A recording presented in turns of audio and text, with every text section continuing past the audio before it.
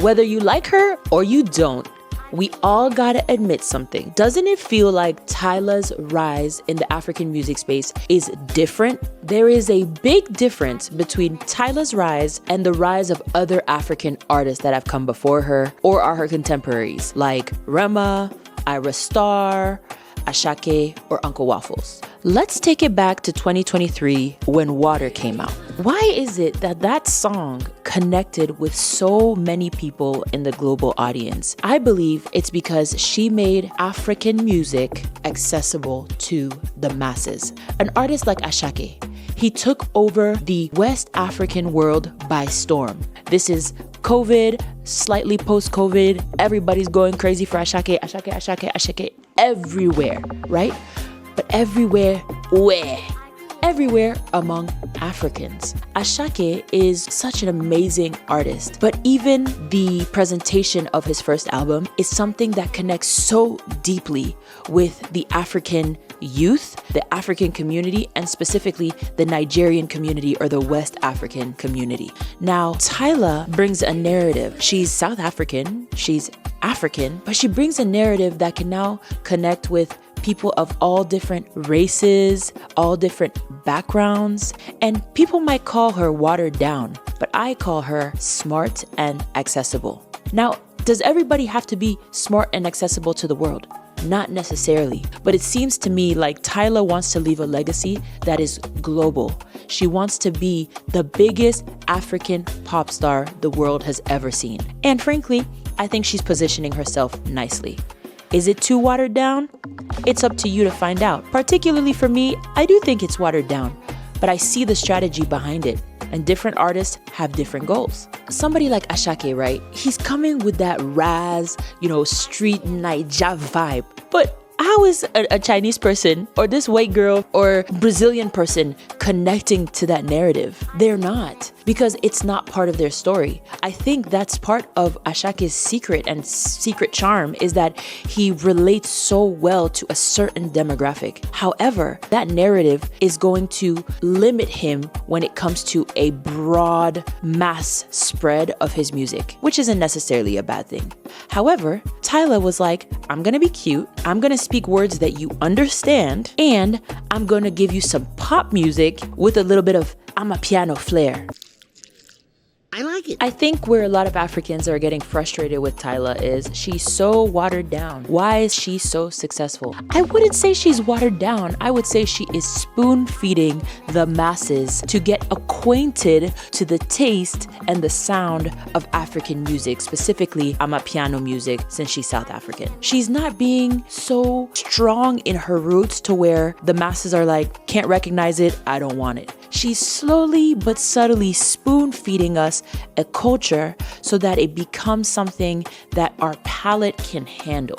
That's something that sets her apart from other African artists, in my opinion. So, since we're talking about Tyla, let's focus in on Amapiano music. South Africa is so rich in its diversity of languages, and most Amapiano music has many of those languages represented in the songs. Tyla's songs are in English, once again, making it accessible to the masses. She could decide to make us an entire song in Zulu or in Sosha, but she doesn't. She speaks in English. Is she betraying her roots? Maybe to some. Or is she thinking the long game? How can I spoon feed my culture slowly but surely to the masses so that one day I can pop up fully Zulu and everybody takes it? Now let's be real. I don't think that the only thing setting Tyla apart from Rema or Asake or Davido is just the choices she's making musically. Let's talk a little bit about her presentation. The girl is definitely leading with strong feminine energy and sexuality. And again, the world loves it. They want an African pop princess that they can sexualize. I'm not saying that's a good thing, but again, if her goal is superstardom, she is definitely leaning into that sexuality because sex sells. Now, if you don't believe me, that Tyla could be playing a little bit of a strategy in the long game, let's think back again to the Water song that came out. What comes to mind when I bring up make me sweat, make me water?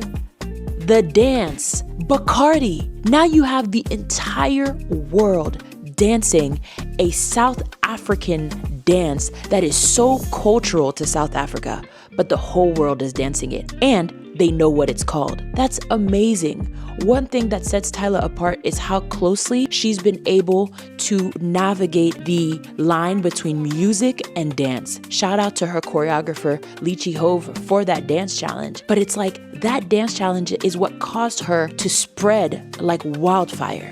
And not only that, it's a dance that people can connect to. Every culture has a form of twerking. Everybody knows that shaking your butt is sexy. So she chose a dance that could easily connect with people from all different backgrounds. And we see her now with the Chanel dance challenge. She just keeps repeating the formula over and over, making dance challenges, incorporating maybe some elements of African dance or South African dance, but in a way that is still very accessible to dancers from all over the globe. When I look at different dancers, I'm not talking about Afro dancers, I'm talking about hip hop dancers, dancers across styles, they are always using Tyla.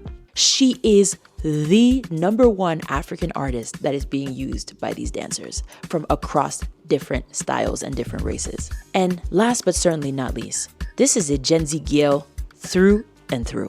She has leveraged social media and particularly TikTok with her authenticity to make people just connect with her. So that's another thing. As artists, if we are millennial artists wanting to play a Gen Z or even a Gen Alpha game, how can we leverage TikTok? How can we leverage dance? And how can we leverage authenticity to create a following that is truly connecting to us and that will grow with us? And she walked in the footsteps, I think, of Cardi B. Cardi B is really the person, I think, in America who really did that. And we see how she still has supporters that transcend even her music. Now let's touch on the elephant in the room. The fact that Tyla is light-skinned. The world went crazy. The African internet and probably Black internet went crazy when Tyla said she wasn't Black. Listen guys, in South Africa, she is not Black. They have 3 races: whites, they have Blacks, and they have coloreds, which are light-skinned Black people that have just been intermarrying for generations. And does that play a part compared to Ira Star or a darker skinned male counterpart? 100%. Now don't shoot the messenger again. I know I'm light skinned. I'm a biracial West African and French Afro dancer. But do I think this is helping her? 100%. We know that the world has demonized Blackness and has embraced just a lighter complexion. But again, should we shoot her down because of the way she was born? No. Can we see that potentially she can be used as a Trojan horse in the music industry to open the floodgates for more African artists to be established on a world stage? So I don't want to hate on Tyla. Maybe it's light-skinned girls sticking together. I don't know.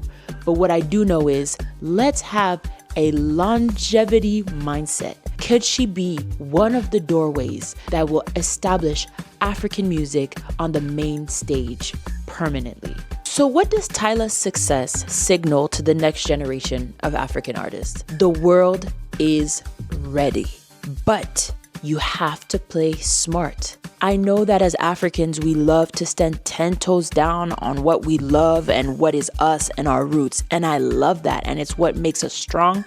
And it's what makes us such a force to be reckoned with. However, if we want that root and that culture to be respected on a global stage, we have to understand that other communities, other countries, other people do not have that same culture, and they need to be invited in to that culture so that they can understand it and so that they can begin to appreciate it. So the next generation of African artists, the world is ready. It's our turn. Let's stay grounded. Let's stay rooted in what makes us us, but let's make it accessible to the masses if that's what we desire. So what do you guys think? Am I tripping? Is Tyla playing it smart, or is she just being an industry plant that's watering down African culture just to get a couple dollars? Should we continue as Africans to water down our culture so that it can be accessible to the masses with the strategy of being established one day on the global stage? Or should we stay true to who we are through and through and let the chips fall where they may? Let me know in the comments, and I'll see you next time.